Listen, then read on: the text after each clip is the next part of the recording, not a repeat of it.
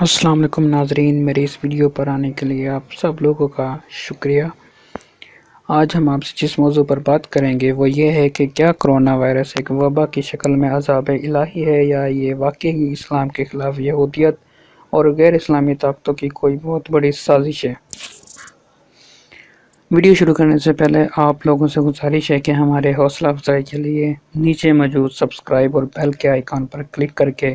ہمارے اس چینل کو جوائن کر لیں تاکہ ہماری آنے والی ہر نئی ویڈیو آپ تک پہنچ سکے۔ ابھی 2 دن پہلے ایک تحریر پڑھنے کا موقع ملا تو افسوس ہوا کہ ہمارا ایمان کیا اب اتنا کمزور ہو چکا ہے کہ بس کوئی بھی کچھ بھی کہے گا اور ہم مان جائیں گے۔ کیا اب اس کائنات کو کوئی انسان چلا رہا ہے اور ہم کو اس کی بات پر اپنی دین کی تعلیمات کو چھوڑ کر یقین کرنا پڑے گا؟ کیا دنیا میں جو کچھ ہو رہا ہے، چاہے وہ ہر سال جاپان کے زلزلے ہوں یا ہر سال آسٹریلیا، امریکہ اور ساؤتھ افریقہ کے جنگلات میں لگنے والی وہ آگ جو کئی دنوں تک جاری رہتی ہے اور لاکھوں مربع میل کو جلا کر راکھ کر دیتی ہے،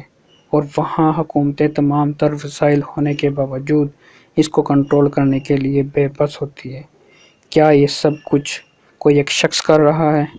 جو کہ دنیا میں ہی موجود ہے؟ کیا واقعی کوئی اتنا طاقتور ہے کہ وہ جب چاہے گا جہاں چاہے گا اتنی بارش برسا دے گا کہ وہ ملک سیلاب سے ڈوب جاتے ہیں اور لوگ موت کا شکار ہو جائیں گے؟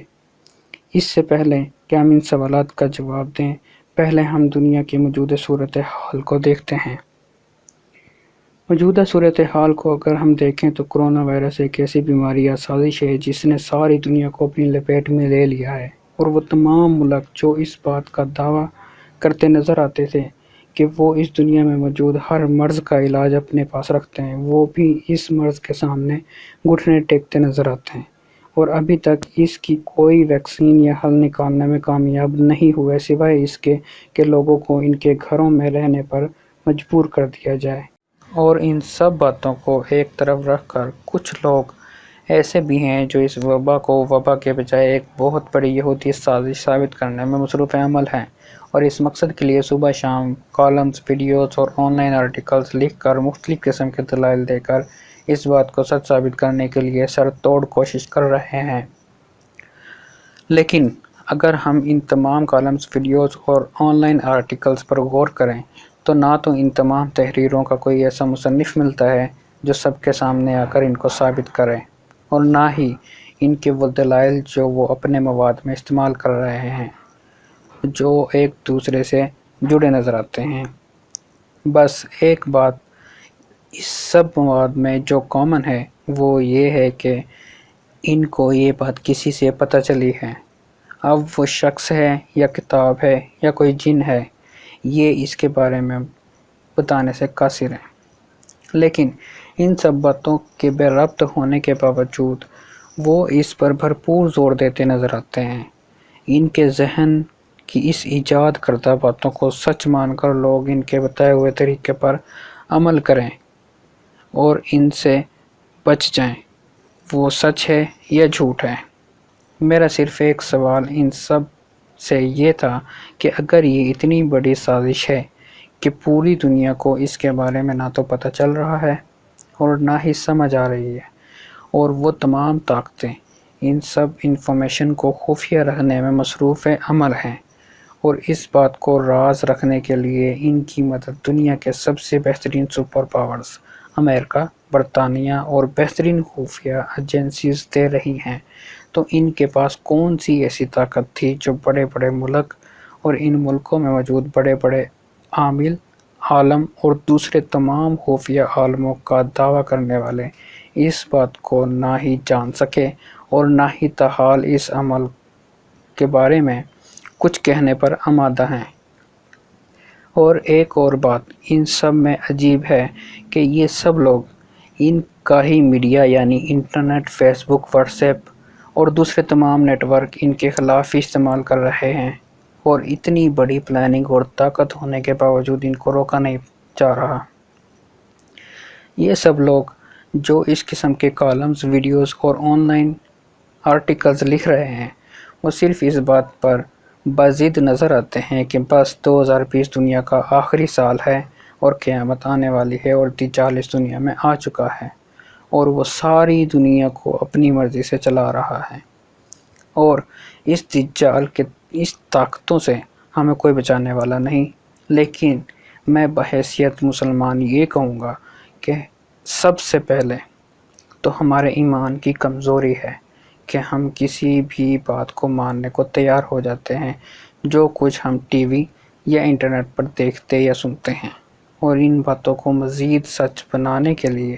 وہ لوگ ان میں لفظ یہودی یا امریکہ استعمال کر دیتے ہیں، اور ہم بغیر یہ سمجھے کہ ہمارا اپنا دین اس بارے میں کیا کہتا ہے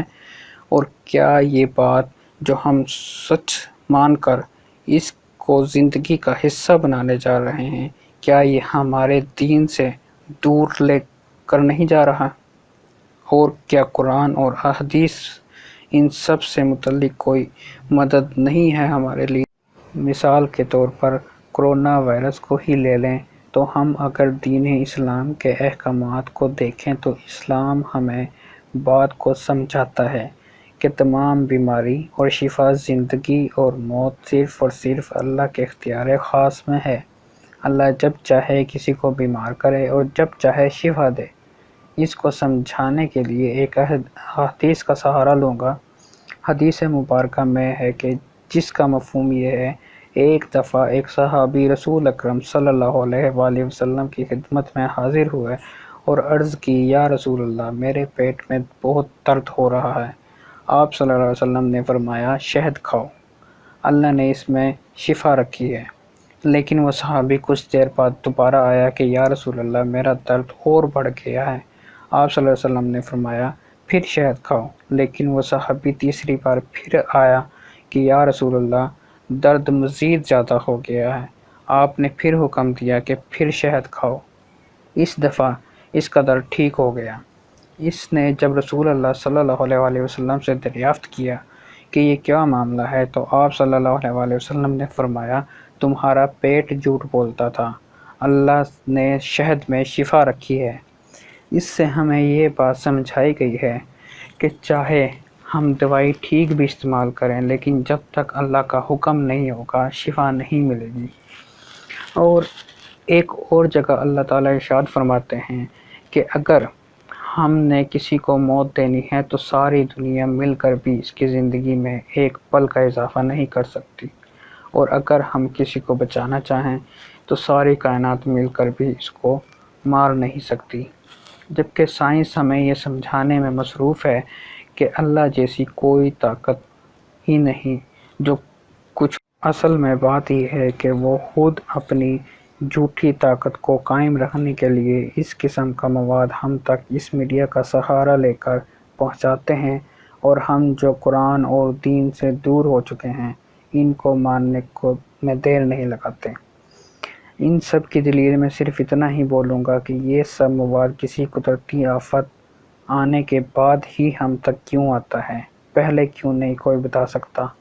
اصل میں یہ لوگ خود کو دجال کا مبلغ کہتے ہیں، اور دجال کو اپنا مسیحا مان کر اس کا ڈر ان قدرتی آفات کو استعمال کر کے جو کہ اللہ کی طرف سے آتی ہیں